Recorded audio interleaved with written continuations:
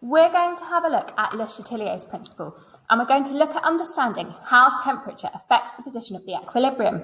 But before we do this, we've got some important ideas that we're going to need to recap.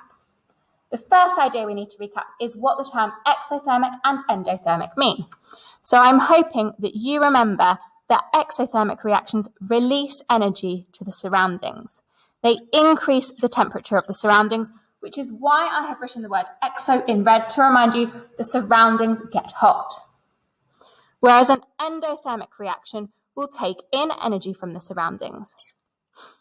When they take in energy from the surroundings, they lower the temperature of the surroundings, and that's why I've written endo in blue to remind you that the surroundings get cold.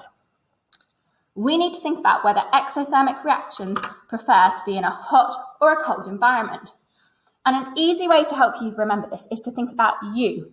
If you are hot, do you want to be in a hot or a cold environment to help you get rid of that energy? I'm hoping that you've all said that you would prefer to be in a cold environment to help you release that energy to the environment. Whereas if you are really cold on a cold day, you are going to want to be somewhere hot to help you take in that energy.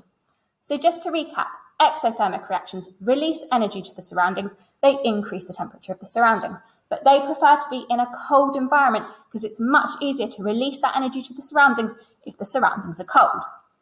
Whereas an endothermic reaction takes in energy from the surroundings.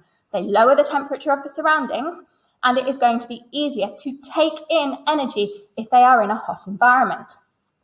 The other idea we just need to recap is we need to understand what happens with reversible reactions and the energy changes. If you have a forwards reaction which is exothermic, then the reverse reaction will be endothermic. And if you have a forwards reaction which is endothermic, then the reverse reaction will be exothermic.